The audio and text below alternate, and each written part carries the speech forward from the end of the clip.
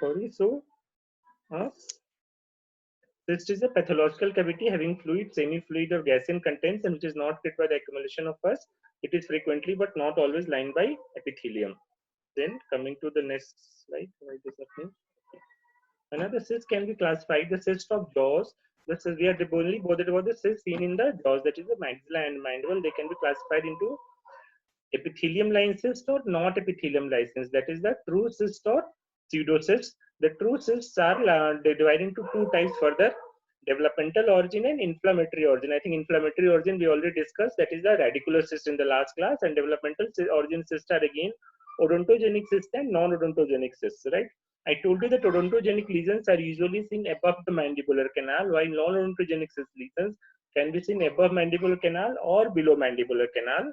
Okay, it is further divided. Further, the classification is like that: the developmental origin cyst or the odontogenic cyst are gingival cyst of infants, OKC or odontogenic keratocyst, dentigerous cyst, eruption cyst, gingival cyst of adults, lateral periodontal cyst, but botroid odontogenic cyst. There is such a large lesion. The non-odontogenic are midline raphe cyst of infants, nasopalatine cyst, and nasolabial cyst. Nasopalatine duct cyst that we discussed, that is the incisive canal cyst.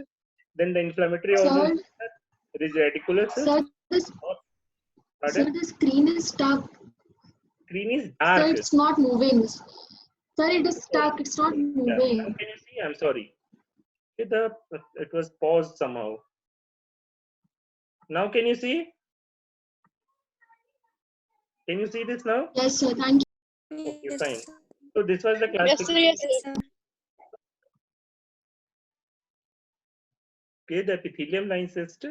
The cysts of the jaw are classified into epithelial line cyst or the non-epithelial line cysts. Epithelial line cysts are called true cysts. They are developmental or inflammatory origin. Developmental origin are either odontogenic or non-odontogenic. Okay.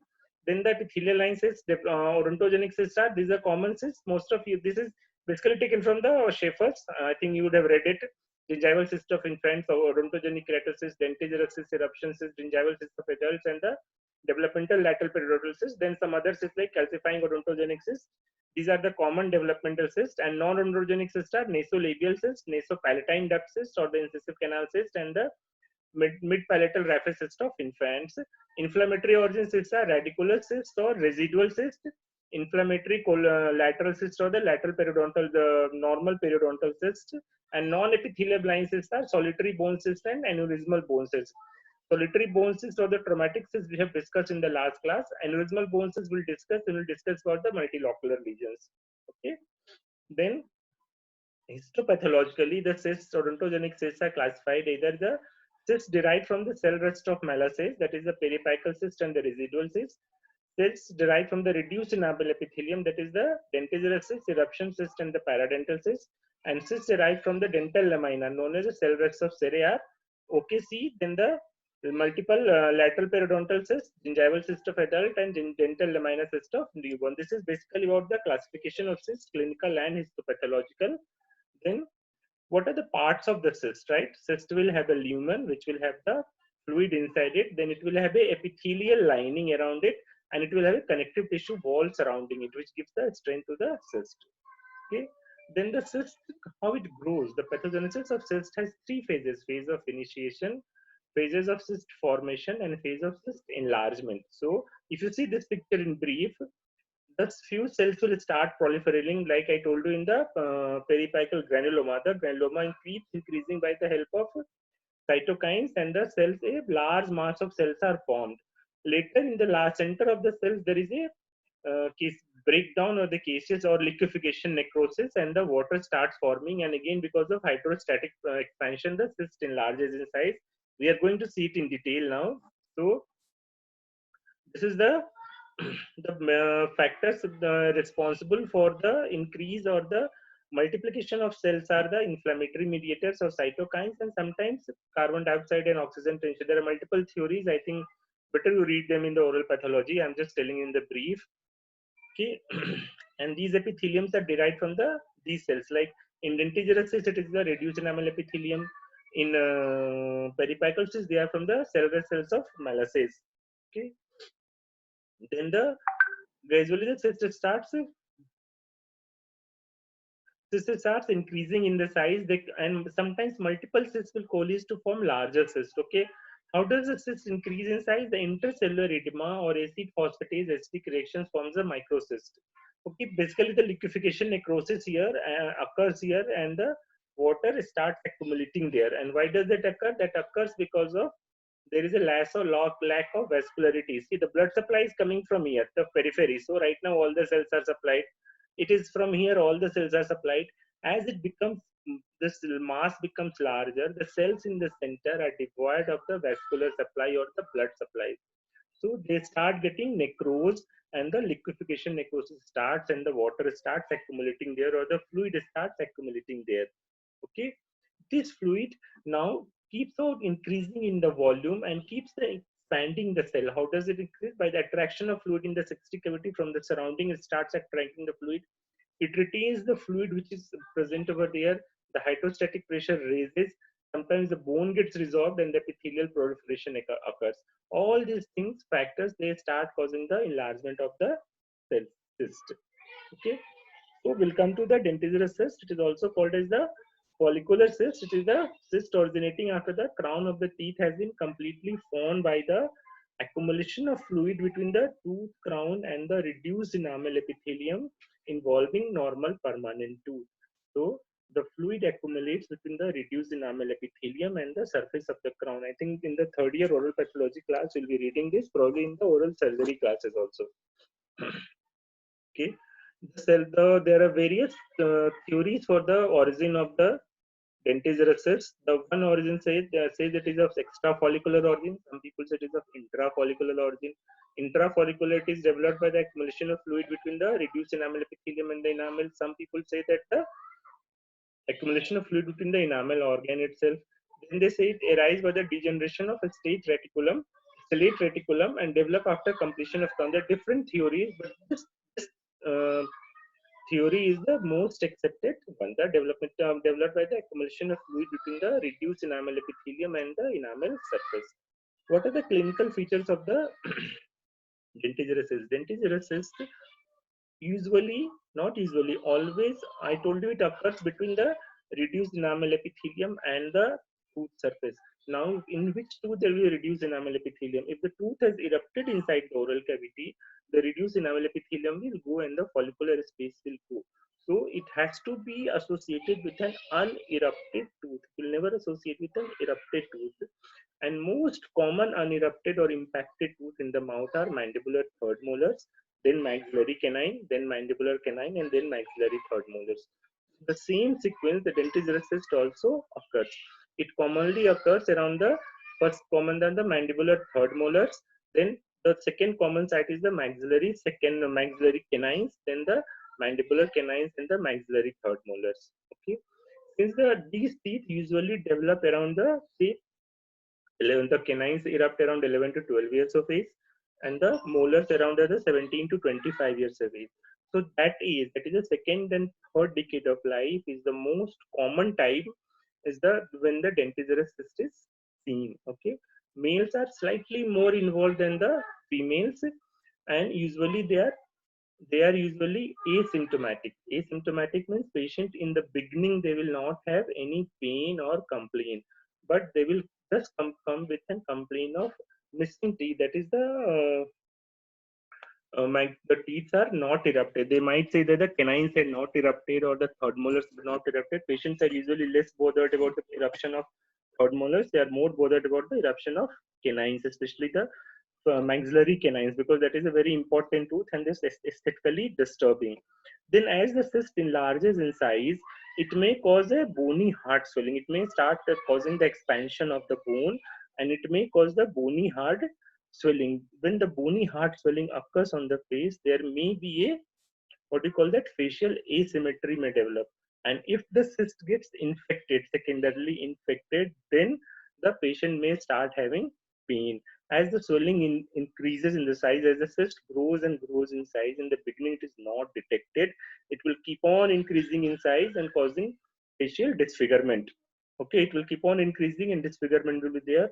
At later stages, it might perforate the bone. It might perforate the bone, especially the palatal side where the bone is thinner, even the buccal side also.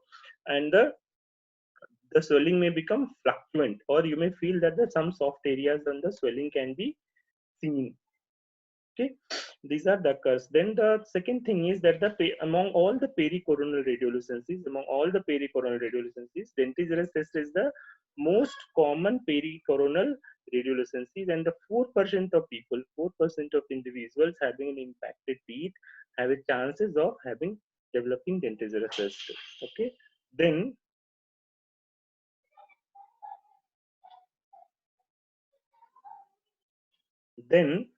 uh, the dentigerous cyst is the second most common odontogenic cyst of the oral cavity. Okay, it is the second most common odontogenic cyst. Second most common cyst seen in the jaws. This is the most common. Most common is the radicular cyst, and that way it becomes the most common developmental cyst, because the radicular cyst is an inflammatory cyst. Fine. Then dentigerous is usually unilateral. It is not bilateral, but sometimes it may be bilateral. And when it is bilateral, it is associated with two syndromes. That is the basal cell nevus syndrome, and cleidocranial dysplasia. Okay, cleidocranial dysplasia and basal cell nevus syndrome. These two syndromes are associated with dentigerous cyst and bilateral dentigerous cyst. Sometimes dentigerous cyst may be seen at the almost at the erupting tooth, when the tooth has almost erupted and come in the oral cavity. When it occurs, so it is called as eruption cyst, right? The superior most portion of the cyst will be come out through the alveolar process of the tooth, alveolar process of the jaws, and the alveolus the gums will be soft over there. They will be slight bluish in tinge, and it will have some amount of remnant blood. That condition is called as the eruption cyst. Fine.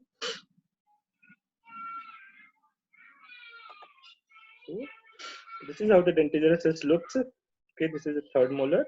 And that since it occurs around the reduced enamel epithelium, you know that the enamel organ will be only in the enamel area. That means the enamel organ is born to the CEJ. Below the CEJ, there is no enamel. So this cyst will be always attached to CEJ. It will not go below the CEJ. Okay. If you take out the specimen, it looks like this. This is a dentigerous cyst tooth attached to the CEJ. You can see the cyst is attached to the CEJ. Okay, these are all impacted third molars. Then, okay, we'll come to now radiographic features. Okay, radiographically, it is of three types. Depending on, you can see here the circumferential type, the normal type, okay, the central type, that is the normal type, which is we see. Then the lateral type, that is due to some obstruction here, the cyst grows more on one side. Okay, it is called as the lateral size of the cyst, and sometimes it grows down below almost to the apex, and it appears as though the entire tooth has been enveloped by the tooth. So it is called a circumferential type, though it will not be so. Still, the cyst will be attached to the CEJ. That is the most pathognomic feature of the dentigerous cyst and most important clinical feature or the radiographic feature. Okay, so let's see what are the radiographic feature. The epicenter of a dentigerous cyst is located coronal to the crown of the involved tooth, most commonly a third molar, the maxillary canine. This periphery engages the tooth at the CEJ. It develops in association with maxillary third molar, will enlarge into the maxilla and displace the floor of the maxillary sinus as they enlarge. The cyst is a benign lesion. It gradually increases, and I told you that the malignant lesions will cause the resorption of the surrounding teeth and the destruction of the surrounding structure, while the benign lesions, benign tumors and cysts, which are slow growing expanding lesions, will usually displace the associated teeth or the normal anatomic structure surrounding them instead of resolving those. So it will push the maxillary sinus up. If it is there down in the mandible, it will push the inferior border of the canal downwards. Okay, it will also push the tooth in sometimes into the ramus also. Sometimes the tooth is pushed to the ramus, or sometimes to the you can see here the teeth is pushed almost downwards. So I'll show the picture. Where was that maze?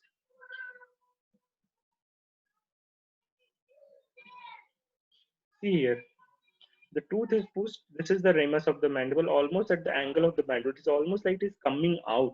Here also it is pushed inside the ramus. So the dentigerous cyst pushes the involved teeth and sometimes even the adjacent teeth. Okay. So this was the location. How will the periphery? The periphery will have it will be well-defined cortical periphery. All the benign slow-growing lesions, all benign slow-growing lesions, and most of the cysts will have a well-defined borders and corticated borders. Remember, malignant lesions will not have, while the slow-growing benign lesions will have well-defined corticated borders. These borders will be lost in only in two cases. Either the cyst has become infected and the pus has started forming and the bone resorption has occurred, or the cyst has expanded the entire periphery of the bone, either on the buccal side or lingual side or in the inferior border of the mandible, and it has perforated the bone. When the bone gets perforated, obviously the soft tissue will come there and the margins will be lost. Okay.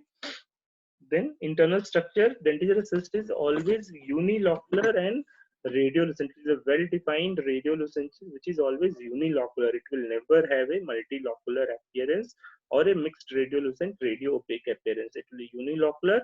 Only radiopacity seen inside a dentigerous cyst will the crown of the teeth. Okay. Since I told it is an slow-growing lesion, the adjacent bone borders, whether the floor of the maxillary sinus or that's the cortex or bone, may get displaced as the cyst enlarges. Okay, the adjacent normal anatomical structures such as inferior alveolar canal can be displaced apically away from the cyst. In cases where the dentigerous cyst has bruised the crest of the alveolar process in either in maxilla or mandible, and the intraluminal osmotic pressure has been relieved, means when the cyst has fractured the bone. Okay, then what happens? The pressure gets relieved and it gives more chance to expand on one direction. Then it stops pushing the adjacent structure because the growth direction of growth shifts towards the area where there is a less pressure. Got it? So this is what is dentigerous cyst. It has a propensity to displace and resolve adjacent teeth. All benign structures will displace the adjacent teeth, and sometimes they cause resorption of the adjacent root depending on how much force is applied.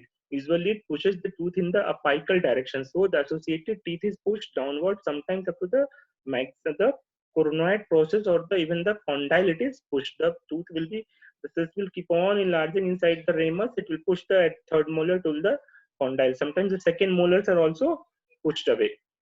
Okay, fine. So this is the different types of, this is a central type of variant, this is a lateral type of variant. You can see this is only one side it has increased because this side there is a resistance, this side there is two, this side has got a chance, and this is kind of this is also central type of radial dentigerous cyst. Here this is central circumferential type. You can see that it is growing from here and the cyst has come down till here, so it appears as if the cyst is in the periapical and the lateral area, which is not the case, right? It is a, basically it is a dentigerous cyst which has gone down. Okay, so the differential diagnosis of cyst will come to it, ameloidiocystic ameloblastoma. So this was about the dentigerous cyst. Dentigerous cyst is a very important question, very frequently asked. After radicular cyst is the most common question to be. In fact, actually, from you take the chapter the cyst and tumors, radicular cyst, ameloblastoma, and dentigerous cyst, and OKC. These are four lesions which are most commonly asked. Only some examiners will ask you questions other than these, the other important questions, but this is one of the most commonly asked and usually a part of a long note. They will ask you classify cyst and write about dentigerous cyst. They may ask you write about the unilocular radiolucencies and write about the dentigerous cyst. They may ask you talk about the pericoronal radiolucencies and write in detail about the dentigerous cyst. Okay. Now we'll come to the next lesion, that is unicystic ameloblastoma. All of you know that ameloblastoma is a multilocular tumor, right? It is a tumor which is multilocular in appearance, very commonly called as a honeycomb or soap bubble appearance. It is a benign tumor, not a cyst. But sometimes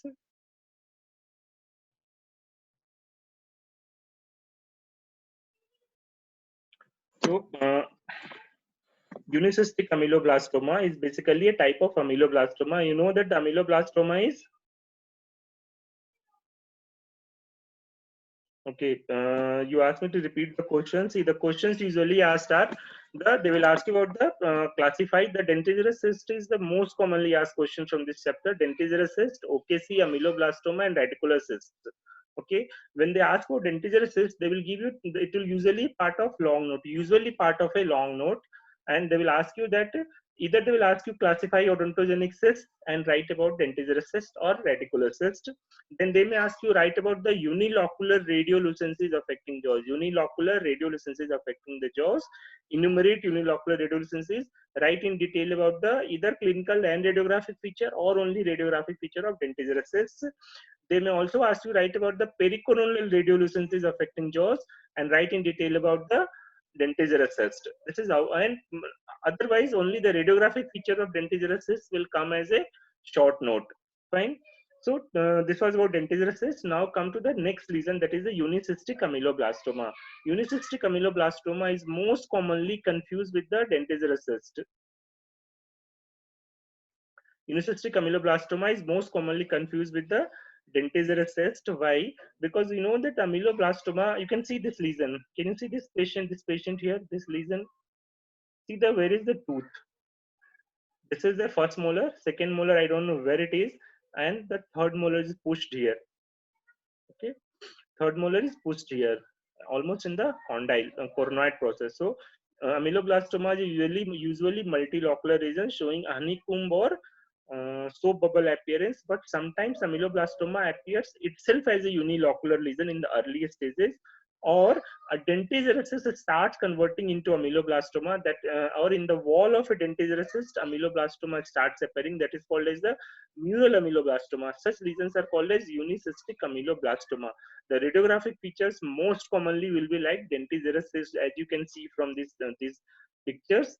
But when you take the biopsy, then the features will be that of the unicystic ameloblastoma. Unicystic ameloblastoma is usually may develop as a single entity or from the epithelial lining of the dentigerous cyst, also called as mural ameloblastoma. It is occurs in the young individual, like what is seen in the dentigerous cyst. Okay, this was what unicystic ameloblastoma. Then the ameloblastoma, we'll discuss about it in the multilocular radiolucencies. Another important lesion that we are going to discuss is the ameloblastic fibroma. Ameloblastic fibroma is a benign connective tissue tumor. It is a mixed epithelial and connective tissue tumor, and it is usually a unilocular lesion, small lesion in pericoronal area, also known as fibrous adenoadenoma. Adenoadenoma is another name of ameloblastoma. Soft mixed odontogenic tumor, soft mixed odontoma, or fibroodontoblastoma. Okay, let's see about the features of the ameloblastic fibroma. It is a benign mixed neoplastic proliferations of the odontogenic epithelium and primitive mesenchymal components resembling dental papilla. This has been taken from the White and Farrow. The cells do not deposit a mineralized matrix on the tumor cell. It means there is a no calcification seen here.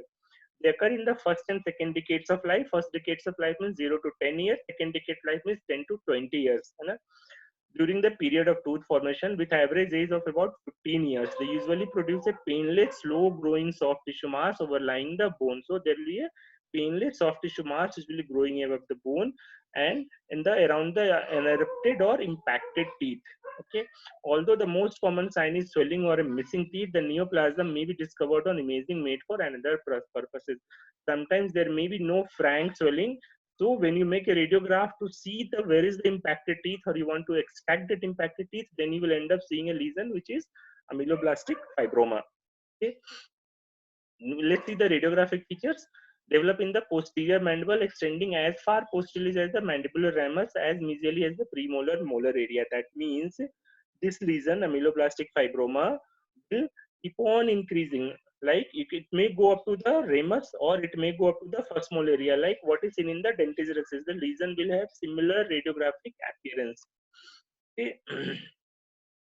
The common location is coronal to an unerupted tooth or near the crest of the alveolar process, or it may rise in a where the tooth has failed to develop, where the tooth has not developed in place of an, see, a dentigerous cyst or a unicystic dentigerous cyst is always associated with a impacted teeth, while ameloblastic fibroma may or may not be associated with impacted teeth.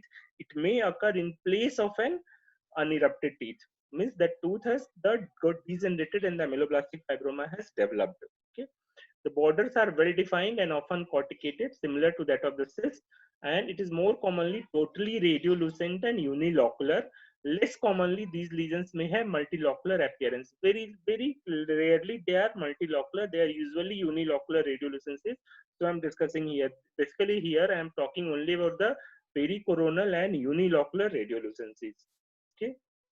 This is ameloblastix fibroma. You can see a lesion developing here. You can see the lesion is developing here, and here also it is developing. Okay.